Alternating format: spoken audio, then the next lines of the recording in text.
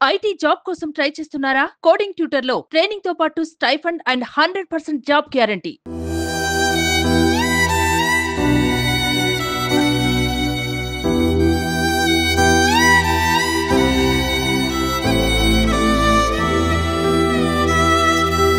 చిన్నప్పటి నుంచి తనకి చదువు అంటే ఇష్టమే చదువుకునేదా? బాగా చదువునే. అంటే ఇంటికి వచ్చినాక తనకి ఏమన్నా డౌట్స్ వస్తే అవన్నీ ఎవరు చెప్పేవాళ్ళు? ఎవరు చెప్పారు? ఆయనే చూసుకున్నారు. ఆయనకే డౌటే ఆయనే చూసుకుంటారు. అంటే అశ్విని వాళ్ళ నాన్నగారికి అశ్విని అంటే చాలా ఇష్టము. ఎక్కడ చూడో వాళ్ళే ఉంటాను. వాళ్ళిద్దరి మధ్యలో రిలేషన్స్ ఎంత బాగుండేది చెప్పండి ఒకసారి. అశ్వినికి వాళ్ళ నాన్నకి మధ్యన ఎన్నో జరుగుతూ ఉంటాయి కదా ఆనందాలు, అట్లా ఒకటి చెప్పండి. दोयन आचरा बाप और बेटी दोयन मस्त आचर है, लेकिन एक छोड़े नहीं. कति बड़ी थी घरे ना आवे तो पर पिल्ले जाम चल बेटी गामे ने अनुगे कार घाले ताड़ी बेसार ले जानो फिर लावे तो बोर लगे चल तो 1 घंटा छोड़े नहीं, एक छोड़े नहीं. वो बाप और बेटी वो बापे पर पक्को इष्टम, बेटी पे मेरे पक्को इष्टम చూడే ఇప్పటి నుంచి ఇప్పుడు తను ఢిల్లీలో చదువుకుంది, బెంగళూరులో మా పిహెచ్డి చేస్తుంది, తర్వాత ఛత్తీస్గఢ్లో జాబ్ చేస్తుంది కదా. సో అప్పుడంతా మీకు కాల్ చేసి అమ్మ ఎలా ఉన్నావు అది రోజు दाढ़ी में बातें करे.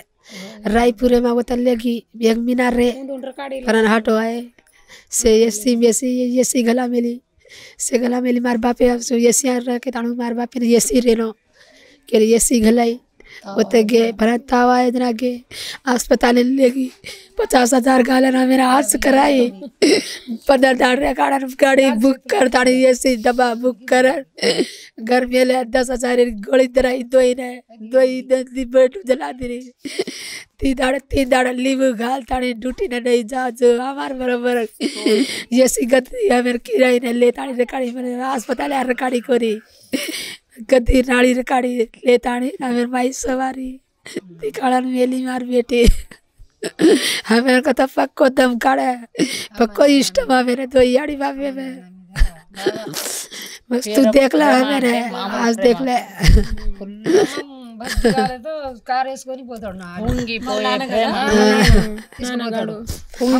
పొంగిపోయే ప్రేమ బిడ్డ అంటే తల్లికి బిడ్డ తండ్రికి. ఇక్కడ నుంచి హైదరాబాద్ వరకు ఎక్కించి వస్తాడు.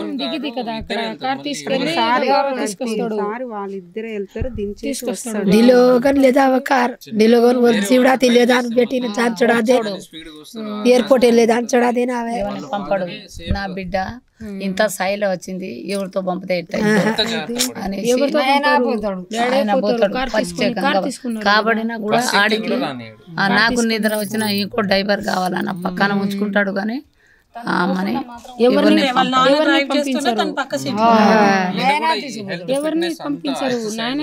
ఏం తింటాడమ్మా ఏం తింటావమ్మా అని మూటలు కట్టికి తీసుకెళ్తాడు. అవి మనం ఎక్కించినా కూడా అక్కడ తినేది ఇది తినుకుంటా పో అది తినుకుంటా పో అలా ఎల్లు నువ్వు ఏం డౌట్ పడకు ఓకే ఓకే నాన్న ఓకే డాడీ ఓకే ఆమె అందరినీ వీళ్ళని ఇప్పుడు లేదు. సింపుల్ మనిషి ఎవరిని ఎట్లా చేయాలనో ఎవరిని ఏం చేయాలి ఎప్పుడు సీరియస్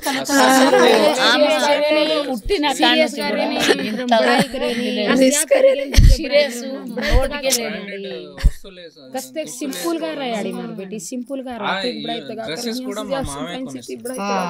అది కూడా ఒక గాజు కొనుక్కోవాలి, ఒక ఏదైనా గుల్లబ్బర్ కొనుక్కోవాలి. తండ్రి ఏ చేసినా తండ్రి. నాన్నగారు కూడా చాలా గొప్ప మనసు ఉన్నారు, సహాయం చేసేవారని చెప్పారు. సహాయం చేసేవాడు అందరు ఒక రూపాయి ఏం సహాయం చేసేవారు, ఎలా ఉండేవారు, ఎవరికైనా ఆపద వచ్చింది ఆదుకుంటాడు. ఎవరిని ఆపద వచ్చినా అని ఫోన్ కాల్ చేస్తే కాల్ చేసేది ఇమ్మంటే. ఇప్పుడు ఫుల్గా ఏదైనా డేంజర్ ఉన్నా కూడా ఎమ్మటే ఆదుకునేవాడు.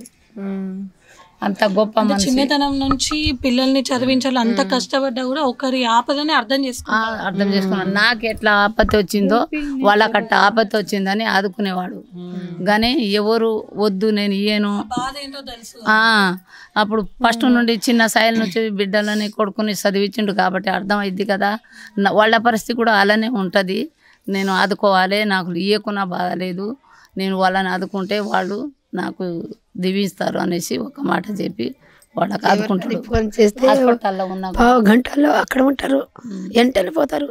ఏ పని ఉన్నాయి వేసి పెట్టి అక్కడ పోతారు.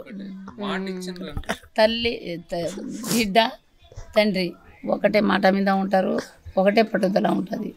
ఆ పట్టుదల మీద వాళ్ళిద్దరు కూడా ఆ వాగులా మునిగిపోయేది కూడా. ఎంగేజ్మెంట్ రోజు అశ్వినితో వాళ్ళ నాన్నగారితో ఎలా ఎంజాయ్ చేశారు? లాస్ట్ అదే కదా చీర కట్టుకుంది చెప్పండి. అశ్విని తీసుకొచ్చి వాళ్ళ డాడీ నాకు వద్దు డాడీ, 20,000 వద్దు, మాది ఒక 400 500 నాకు చాలు, ఈ పాత ఉన్నాయి ఇదే చేసుకుంటాం, మాకు కొత్త వద్దు అంటే కాదు నీకు కావాలి నువ్వు కట్టుకో అమ్మ అని వాళ్ళ డాడీ కొని మాకు మా బిడ్డ తీసుకొచ్చింది చీర. వాళ్ళు అన్నకి కూడా ఒక బట్టలు ఇప్పిస్తారు. వాళ్ళ అన్నయ్య ఎంగేజ్మెంట్ టోటల్ అమౌంట్ కూడా అశ్విని పెట్టుకుంది. మొత్తం వాళ్ళే డబ్బులు, మొత్తం డబ్బులు మొత్తం వాళ్ళు వదిన మొత్తం చిన్న చిన్న వస్తువులు మొత్తం వాళ్ళే కట్టింది డబ్బులు. మొత్తం వాళ్ళే చేసింది. నువ్వు వద్దు నేను పెడతా కదా మా అన్నయ్యకి ఏం కావాలో. వాళ్ళ డాడీ అసలు ఒక రూపాయి కూడా ఇవ్వలే. లాస్ట్ చివరి క్షణాలు వాళ్ళిద్దరు అంటే అన్నయ్య అశ్విని ఇద్దరు షాపింగ్ చేసి వచ్చారు. నేను పోలే, వాళ్ళే గాజులు తీసుకొచ్చేది, ఏదైనా వాళ్ళే తీసుకొచ్చి 4 రోజులు పోయింది ఖమ్మం.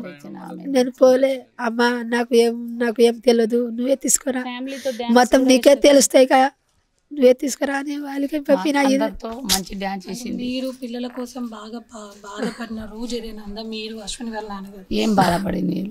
మిషని కుట్టారు, కూలీ చేశారు.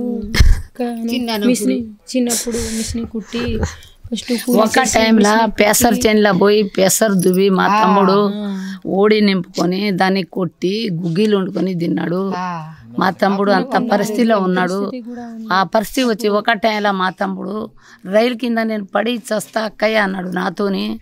అప్పుడు కూడా నేను వద్దు తమ్ముడా, ఏ దేశం వెళ్ళిపోయి సంకాల ఉయ్యాల వేసుకొని మన పిల్లలను సాది దేవుడు చూస్తాడు కదా, ఏదైనా చదివించి వాళ్ళే పేరు తీస్తారు. కానీ నువ్వు అలా ఏం కాకు, నువ్వు కాకముందు పిల్లలు కాకముందు పెళ్లి చేయకముందు ఈ పని చేసుకోవాలి, ఈ టైంలో ఈ పని చేయవద్దు, నువ్వు మంచిగా హ్యాపీగా ఉంటావు ఆ టైంలో, కానీ నువ్వు ఇలా చేయకుండా ఈ పని చేసుకుంటా మీ పిల్లల్ని చదివి అని మేము కూడా సలహాలు ఇచ్చినాం.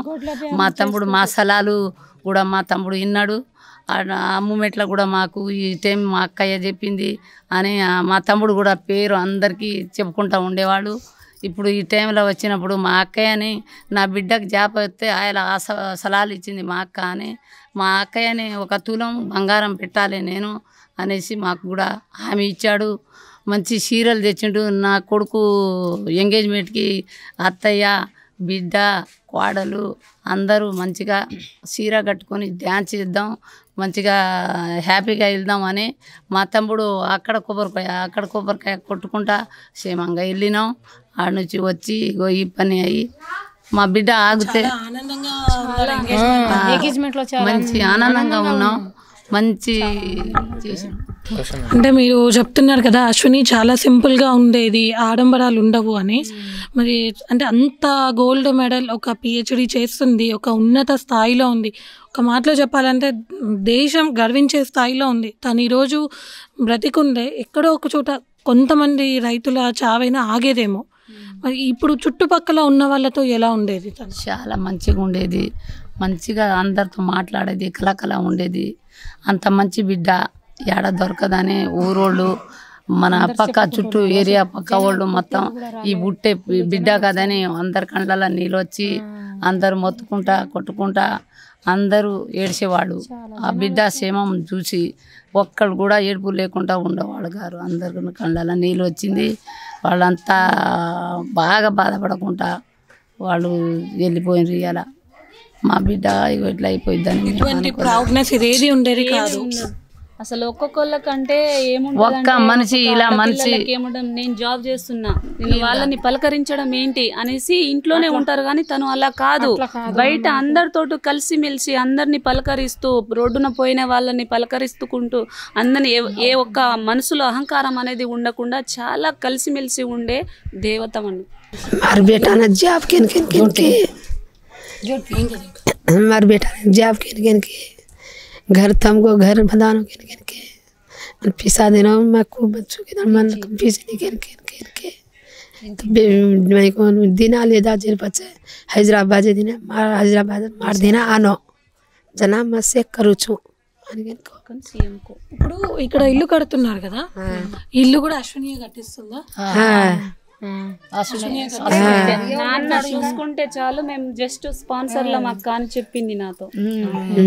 స్పాన్సర్ అక్క ఇల్లు కట్టించి మనం అందరం ఆఫీసర్లు వస్తారు, మంచి మంచి వాళ్ళు వస్తారు. నానా ఇల్లు కులాగొట్టి, చిన్న ఇల్లును కులాగొట్టి పెద్ద ఇల్లు కట్టుకొని మనం మంచిగా ఉండాలి, తమ్ముడు పెండ్లి నా పెండ్లి ఆనందంగా ఉండాలి, అందరు వస్తారు కదా, ఇలా ఉంటే ఎలా అనేసి బిడ్డ చెప్పిన సలహాలతోనే మా తమ్ముడు మొత్తం కులాగొట్టి ఇదంతా ప్రయత్నం చేసిండు.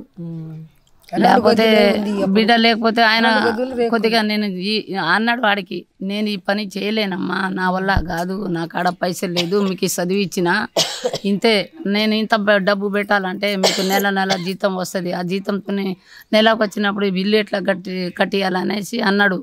ఒక లోన్ తీద్దాం, ఒక ఏదో చేద్దాం కానీ నువ్వు ముందు ఇల్లు కట్టి అనేసి అన్నదప్పుడు మా తమ్ముడు ఈ ఇల్లుని కూలగొట్టిండు. లేకపోతే ఆయన హామీ లేకపోతే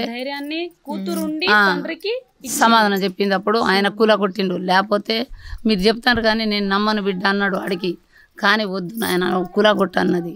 అప్పుడు మా తమ్ముడు ఈ కూలగొట్టి ఈ పిల్లర్స్ పెట్టిండు.